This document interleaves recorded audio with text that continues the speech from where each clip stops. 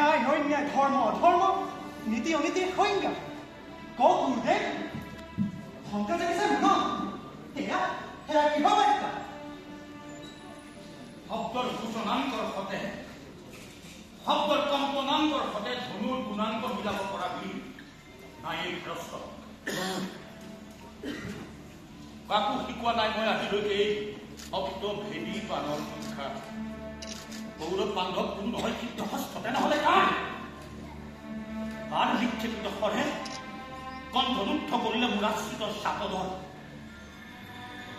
কোনে মাৰিলে কোনে কণ্ঠৰুদ্ধ কৰিলে মোৰ আশ্ৰিত কুকুৰৰ মই জানিব লাগিব কাৰে কণ্ঠস্বৰ মই জানিব লাগিব কাৰে কণ্ঠস্বৰ মই জানিব লাগিব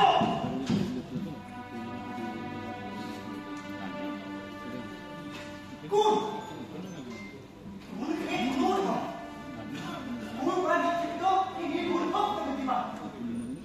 জীবনে কৰিলে গুৰু আস্ত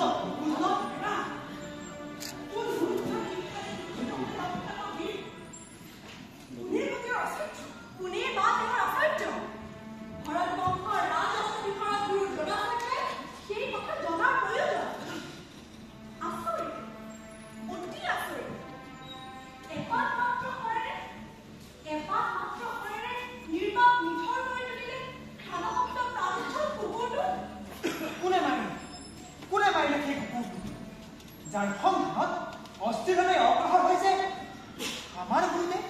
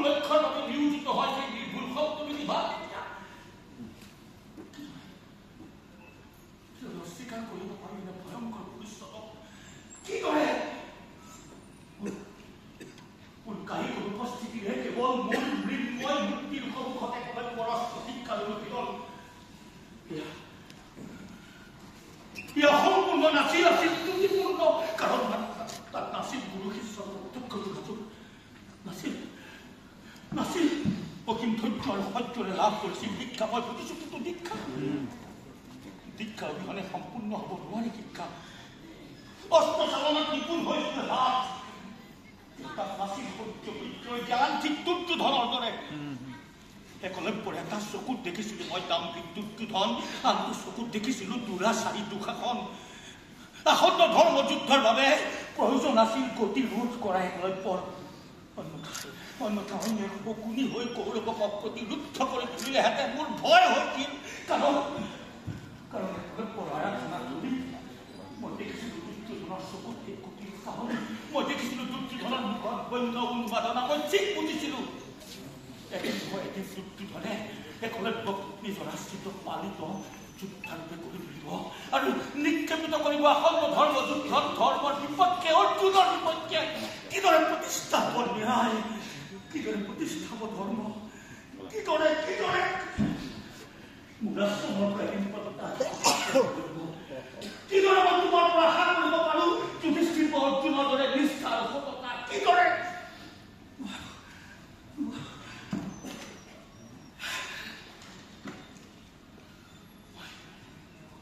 মই একলব্যক অন্য কোনো শাস্তিও দিব পাৰিলোহেঁতেন, নতুবা আৰোপ কৰিব পাৰিলোহেঁতেন অন্য কোনো চৰ্ত।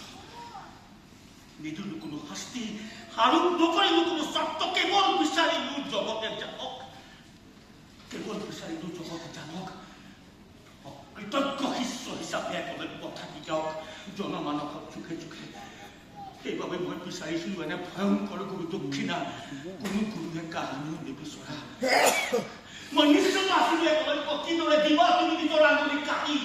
তুমি নিজৰ আঙুলি কাটি দিব নোৱাৰা, আৰু দিব নোৱাৰিলে পৰ্যবেক্ষিত হবা অকৃতজ্ঞ অবাধ্য ছাত্ৰৰূপে জনমানসৰ চোখে চোখে। কিন্তু মোৰ সকলো পৰিকল্পনা নস্যাৎ কৰি, মোৰ সকলো ধাৰণা ভুল বুলি প্ৰমাণিত কৰি হাঁহি হাঁহি দান কৰিলে মোক ৰক্তাক্ত গুৰু দক্ষিণা।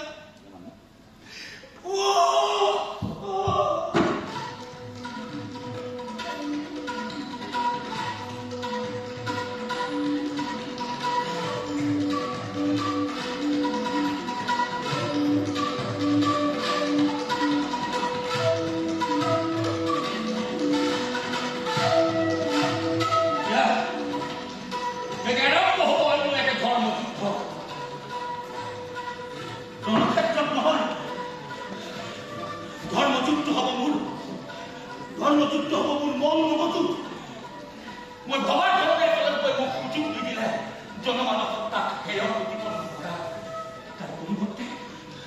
তাৰ পৰিৱৰ্তে মোকে কলংকিত কৰি তুলিলে জনমানসক। এই পাপৰ প্ৰায়শ্চিত্ত কৰিব লাগিব মই এই জনমতেই মোৰ এই ভুলৰ শুভৰণি কৰিব লাগিব। এয়াই হ'ব মোৰ বাবে ধৰ্মযুদ্ধ, এয়াই হ'ব মোৰ বাবে ধৰ্মযুদ্ধ।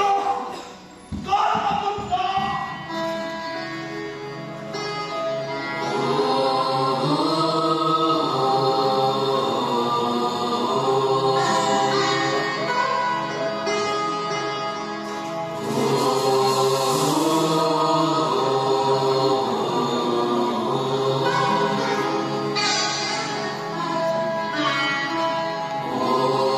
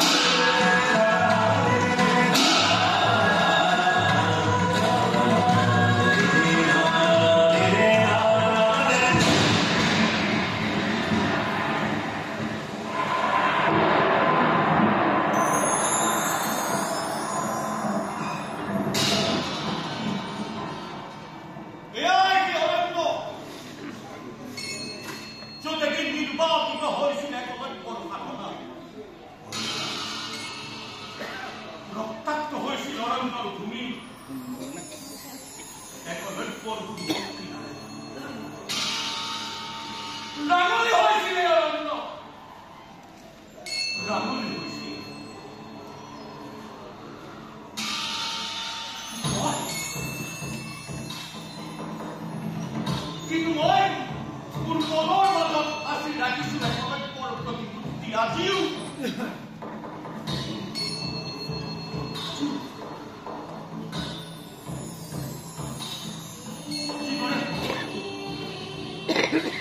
যিদৰে মৃন্ময় মূৰ্তি সাজি অহৰহ কৰিছিল অস্ত্ৰ শিক্ষাৰ অনুশীলন নিজকে সাজু কৰি তুলিছিল এক মহাযোদ্ধা হিচাপে ঠিক সেইদৰে মই মোৰ মনৰ মাজত সাঁচি ৰাখিছিল একেবাৰে প্ৰতিমূৰ্তি সেই প্ৰতিমূৰ্তিকে পুনৰ জীৱন দিব লাগিব মই সেই প্ৰতিমূৰ্তিকে মই পুনৰ গঢ়ি তুলিব লাগিব সেই প্ৰতিমূৰ্তিকে মই পুনৰ জীয়াই তুলিব লাগিব চেষ্টা কৰা নিক্ষেপিত কৰা ধন তোমাৰ লক্ষ্য ভ্ৰষ্ট হব পাৰে তুমি মোৰ শিষ্য তুমি মোৰ পুত্ৰ হব শিষ্য চেষ্টা কৰা নিক্ষেপিত কৰা ধন পুনৰ গঢ়ি তুলিব লাগিব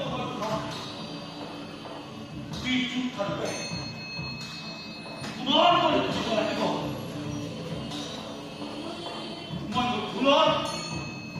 মই মোৰ ভুলৰ প্ৰায়শ্চিত্ত কৰিব লাগিব এই জগততে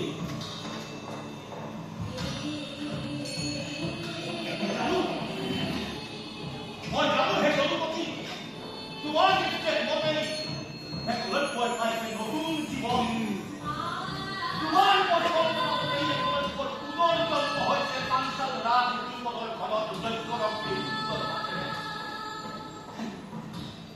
তোমাৰ পৰিকল্পনা মতে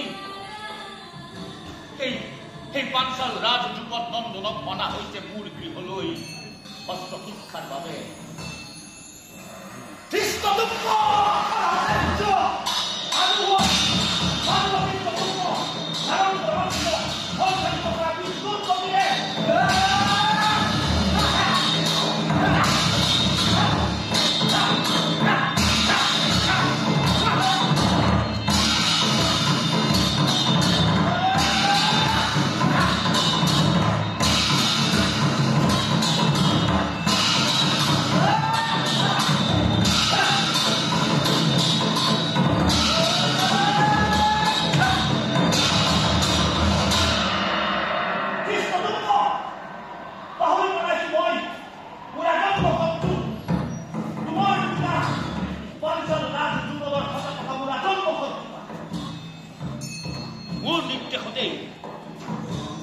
মোৰ নিৰ্দেশতেই পাঞ্চাল ৰাজ যুগলে ভিতৰত ৰাজ্য হেৰুৱাইছিল ৰাজ সকলৰ হাতত এদিন মানুহৰ চৰম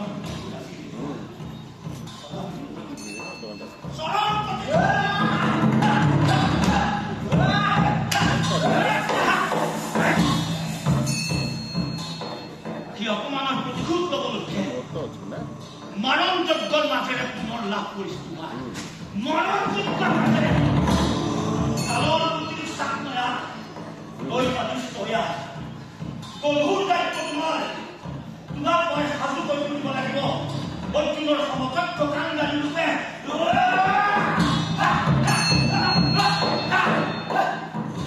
অৰ্জুনৰ সমকক্ষ কিদৰে সম্ভৱ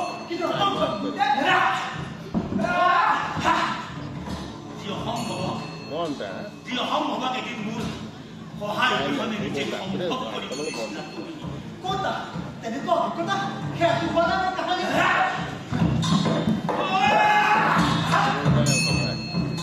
ঘৰত নিকুঞ্জৰ মাজেৰে জন্ম হেৰুৱাই পেলাইছা সকলো পূৰ্বৰ স্মৃতি লাভ কৰিছা নতুন ৰাজকীয় জীৱন কিন্তু এদিন কত দুখ কষ্ট লাঞ্ছনা ভোগ কৰি এদিন মোক তুমি প্ৰদান কৰিছিলা ৰক্তাক্ত গুৰু দক্ষিণা বংশ প্ৰদত্ত ব্ৰাহ্মণ কৰ্ম মই অভাৱ কৃষ্ণদুম্ব অভাৱৰ তাৰণাত অৰ্থৰ লালসাত নিজকে নিয়োজিত কৰিছো গুৰু ৰাজ এদিন হয়তো আচাৰ্যৰ পৰা হমগৈ মন্ত্ৰী তাৰপিছত হয়তো হমগৈ সেনাপতি ইমানৰ পিছত বিচাৰিছো মই কেৱল কৌৰৱৰ বিৰুদ্ধে পাণ্ডৱৰ জয়, কেৱল পাণ্ডৱৰ জয়।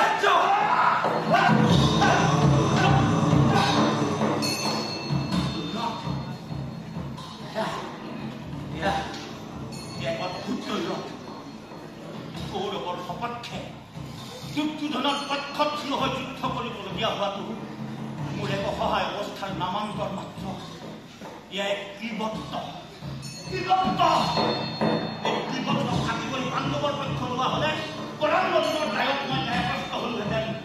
প্ৰকৃত ভৰদ্বাজৰ পুত্ৰ হৈও স্বাধীন ব্ৰাহ্মণ্য বৃত্তি এৰি মই পৰাধীন ক্ষত্ৰিয় বৃত্তি গ্ৰহণ কৰিছো। তথাপিও জগত বিখ্যাত আচাৰ্য আপুনি মোহৰ বিৰক্তিত এখন উপাধন্য সুখী হলোহেঁতেন যদি তুমি মোক কলাহেঁতেন বিখ্যাত আচাৰ্য বুলি। কিয় প্ৰশ্ন কৰা নাই? কিয় তুমি প্ৰশ্ন কৰা নাই? কিয় মই মৌন হৈ দুৰ্যোধনৰ পথবোৰ লাঞ্ছনা বঞ্চনা সহ্য কৰিম? কিয় মই মৌন হৈ থাকো কোনো ৰাজদৰবাৰত অন্যায় অত্যাচাৰ দুৰ্নীতি দেখিও? কিয় কিয় কিয় কিয় ধৈৰ্য আৰু সহ্যৰ অসাধাৰণ প্ৰতীক আপুনি। সেয়েহে অসহ্যকৰ হৈ উঠিছিল সেইদিনা একলব্যৰ এই নিৰ্ভুল শব্দ শুনি পাই। কিয় মই হীনমন্যতাক ভুগিছিলো পাঞ্চাল ৰাজ ধ্ৰুপদৰ উত্তৰ উত্তৰ উন্নতি দেখি? কিয় কিয় কিয় এই সকলো প্ৰশ্নৰ উত্তৰৰ বাবে নিজকে সাজু কৰিব লাগিব। তুমি ধাৰণ কৰা অস্ত্ৰ বৰ সহজ নহয়। এই ৮৫ বৰ্ষীয় বৃদ্ধৰ সৈতে যুদ্ধ কৰা, নিজৰ ভুল শুধৰাবৰ বাবে যজ্ঞৰক নিকুণ্ডৰ মাজৰ পৰা তোমাক তুলি অনা ব্ৰাহ্মণ মই, তাতোকৈ বেছি ক্ষত্ৰিয় মই যুদ্ধত আত্মসমৰ্পণ নকৰা। ধাৰণ কৰা অস্ত্ৰ দৈবাদিষ্ট তৃণসন্তা তুমি, ধাৰণ কৰা অস্ত্ৰ, ধাৰণ কৰা সঞ্চালিত কৰা বিদ্যুৎ গতি।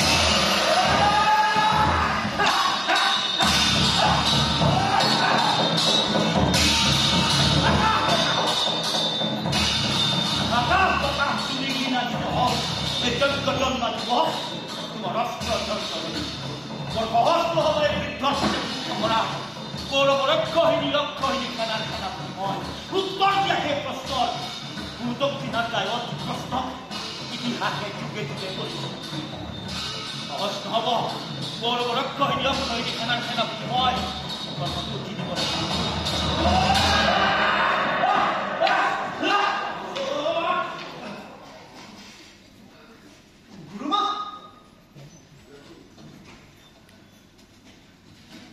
প্ৰণাম গুৰুমা।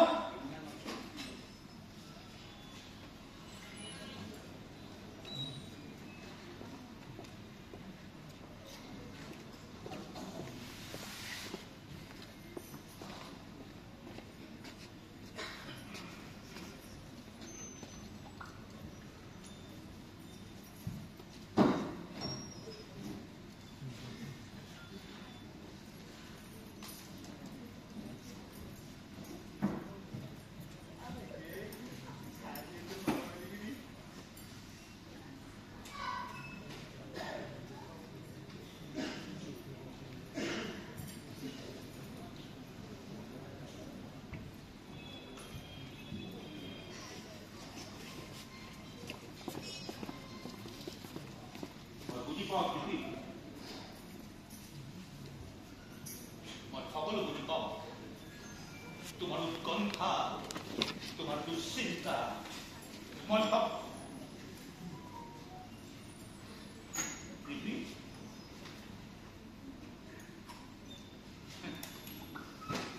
গুৰু ৰাজ আচাৰ্যৰ পত্নী ৰূপে তুমি কতদিন দেখিছা মোৰ এই বৃত্তিগত অস্ত্ৰ শিক্ষাৰ অনুশীলন? গুৰু ৰাজ আচাৰ্যৰ পৰিৱৰ্তে মই যেতিয়া দিন দৰিদ্ৰ আছিলো তেতিয়া মোৰ সেই দিন দৰিদ্ৰ কুটিৰতে কৰাইছিল অস্ত্ৰ শিক্ষাৰ অনুশীলন। দেখিছা ভগৱা যুদ্ধ, ধনুৰ যুদ্ধ, অভিযুদ্ধ ভল্ল যুদ্ধ। এফালে শিষ্যসকল মই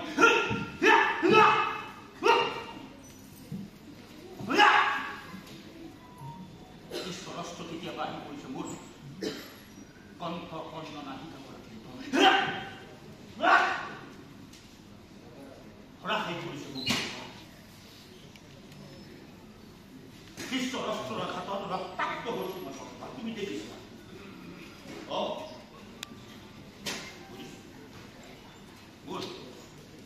ৰাজন্ম শত্ৰু পাঞ্চাল ৰাজ যুগৰ একমাত্ৰ পুত্ৰ কি এনে গুৰুত্বপূৰ্ণ কাৰণত মই মোৰ বৃহৎ ৰাজ্যৰ সংগীত কৰাইছো এই কথা ভাবিও বিনিদ্ৰ ৰজনী পাৰ পইচা তুমি বহু মানসিক দুশ্চিন্তাৰে মই জানো কিয় কিয় অশ্বত্থামাৰ দৰে বীৰ পুত্ৰৰ মাতৃ তুমি হে কৃপা সহোদৰা তুমি কিদৰে ইমান দুৰ্বল হ'ব পাৰা কি কৰে কালৰ ইংগিত বিচিত্ৰ হে কল্যাণে এই ইংগিতক প্ৰশ্ন কৰা নাযায়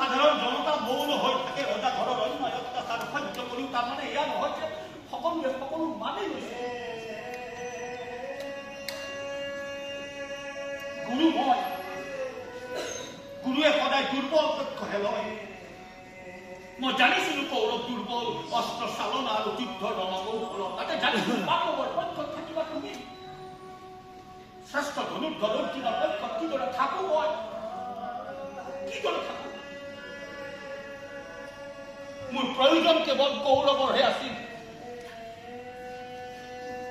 কেৱল কৌৰৱৰ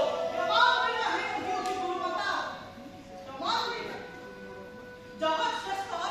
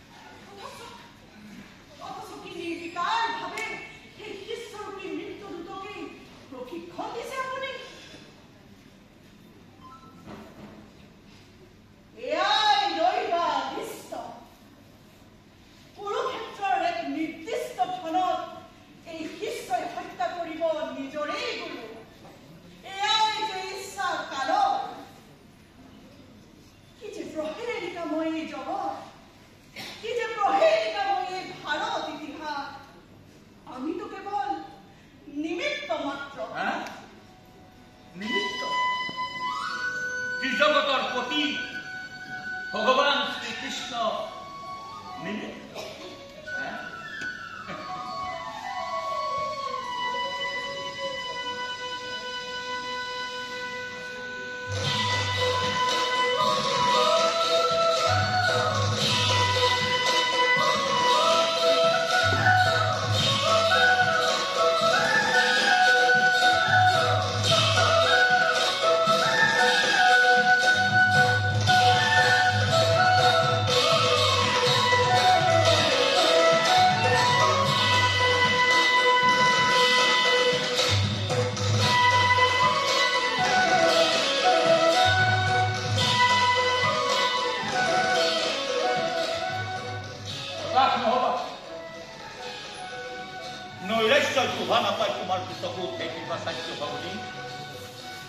দৈবৰ লিখন এয়া একলব্যৰ অধ্যায় সামৰি কালৰ কুটিৰ চুতত এই আচাৰ্যৰ আত্মহননৰ আখৰা বন্দিত হ'ব গতিকে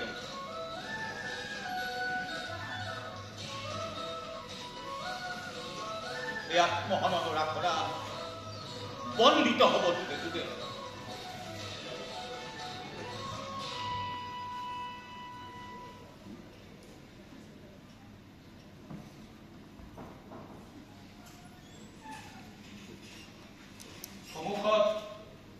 ধৰ্মযুদ্ধৰ বিশাল আয়োজন কুৰুক্ষেত্ৰ তাৰ বাবে প্ৰয়োজন তোমাৰ হাস্যবদন হে কৃপাচাৰ্য ভগ্নী গতিকে প্ৰয়োজন তোমাৰ হাস্যবদন অন্যথা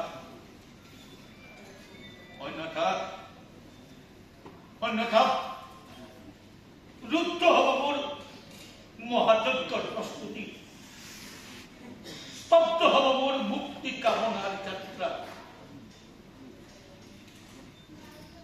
যোৱা যোৱা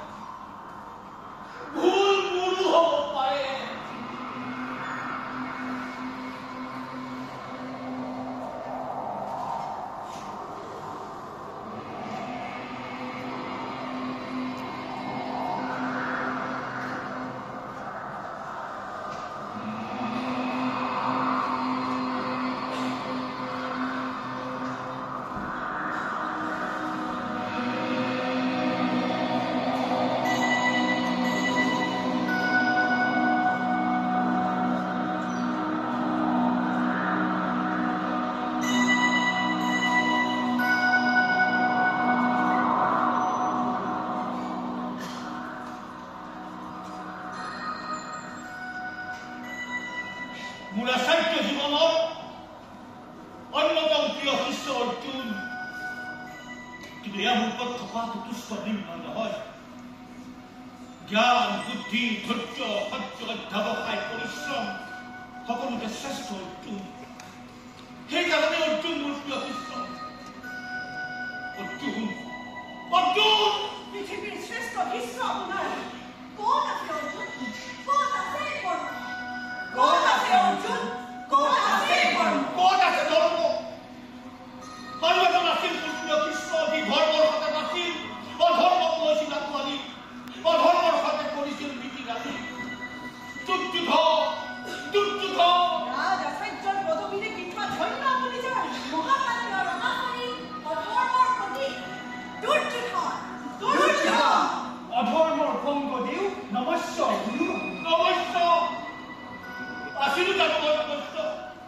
হৈ থাকিম জানো মই নমস্য? কৰিছো নেকি অৱহেলা? কৰিছো নেকি?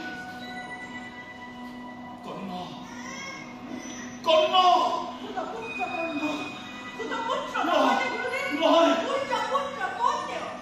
পুত্ৰ বীৰ কৰ্ণ। জানিও কৰ্ণ কৰিছিল অবৈধ নহয়নে গুৰু? নহয়নে? তথাপিও নমস্য আপুনি নহয়নে গুৰুদেৱ? আপুনি হেজানে মহিলাৰ প্ৰকৃত কাৰণ আমি দেখো বৰ্তমান, কিন্তু আপুনি দেখে ভৱিষ্যত।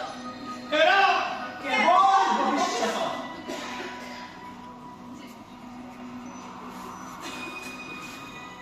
হেৰা মই দেখো কেৱল ভৱিষ্যত।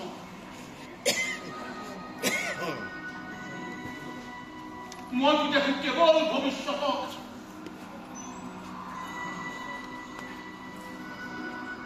কেৱল ভৱিষ্যতক দেখো মই। ভৱিষ্যতৰ কথা ভাবিয়েই শিক্ষা দিওঁ মই বৰ্তমানক। ভৱিষ্যতৰ কথা ভাবিয়েই মই শিক্ষা দিওঁ বৰ্তমানক। ভৱিষ্যতৰ ন্যায় প্ৰতিষ্ঠা, ভৱিষ্যতৰ ধৰ্ম প্ৰতিষ্ঠাৰ কথা ভাবিয়েই মই শিক্ষা দিওঁ বৰ্তমানক। শিক্ষা দিওঁ মই বৰ্তমানক। সেয়ে হৈ পৰো কঠোৰ, সেইবাবে হৈ পৰো অমানৱীয়, সেইবাবে হৈ পৰো দ্ৰোহ। কিন্তু মইতো দেখো কেৱল ভৱিষ্যত। ভৱিষ্যতৰ ন্যায় প্ৰতিষ্ঠা, ভৱিষ্যতৰ ধৰ্ম প্ৰতিষ্ঠাৰ কথা ভাবিয়েই মই শিক্ষা দিওঁ বৰ্তমানত। মই অপ্ৰিয় হৈ পৰো, কিন্তু মই দি যাম শিক্ষা ভৱিষ্যতৰ কথা ভাবি। মই দি যাম দীক্ষা ভৱিষ্যতৰ কথা ভাবি। মই অপ্ৰিয়, মই অমানৱীয়, নিষ্ঠুৰ। গুৰুৱে কি দিয়ে, গুৰুৱে কি লৈ যায়, এয়া জানে কেৱল গুৰুৱে। মই মানুহ,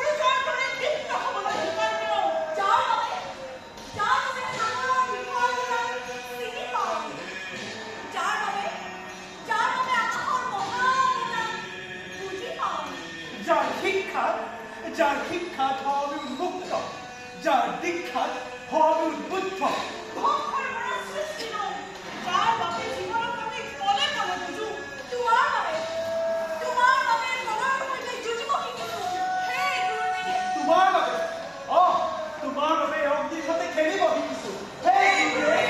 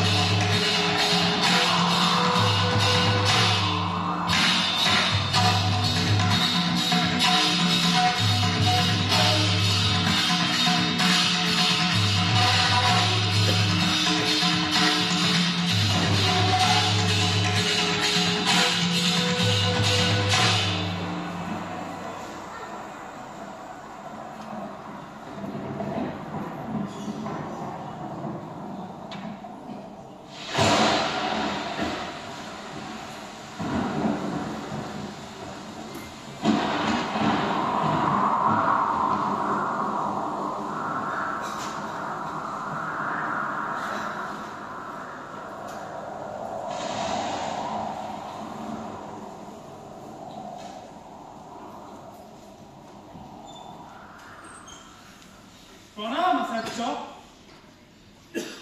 আহা পুত্ৰ আহা ৰাতি পোহৰ হবলৈ আৰু বেছি সময় নাই সাজু কৰি ৰখা হৈছে তোমাৰ অস্ত্ৰ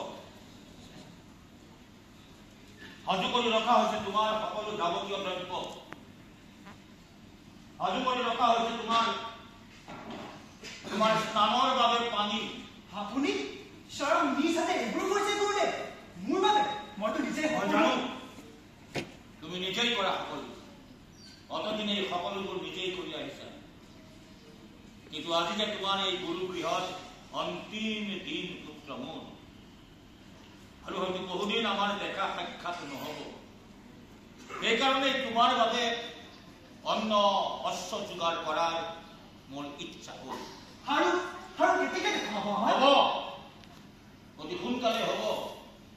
কোনো এক ৰুধিৰাক্ত ৰণাংগনত সমুখ সমৰত তুমি আৰু মই। তেনে কোনো ৰণ যদি সংঘটিত নহয় কোনো তেনে হ'ব দিব। এয়া বিকল্প, এয়া অনিবাৰ্য। পাঞ্চাল ৰাজ ধ্ৰুপদে নিজৰ প্ৰতিশোধ পূৰণৰ অৰ্থে সমাগত ধৰ্মযুদ্ধত কৌৰৱৰ বিপক্ষে থিয় হ'ব।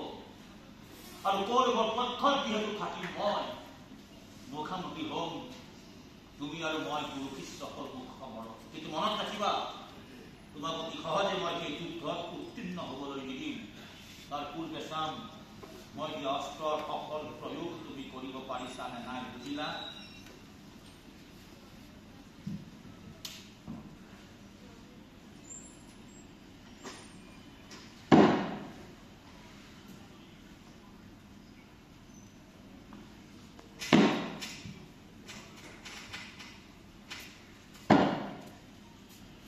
কাহানিও বেকত নকৰা এটি প্ৰাৰ্থনা। হে আচাৰ্য, ভৱিষ্যতৰ যি দৈৱ নিৰ্ধাৰিত মুহূৰ্ত অপেক্ষা কৰিছে আমাৰ বাবে, তাৰ বাবে ক্ষমা কৰিব। হে পিতৃতুল্য, ক্ষমা কৰিব।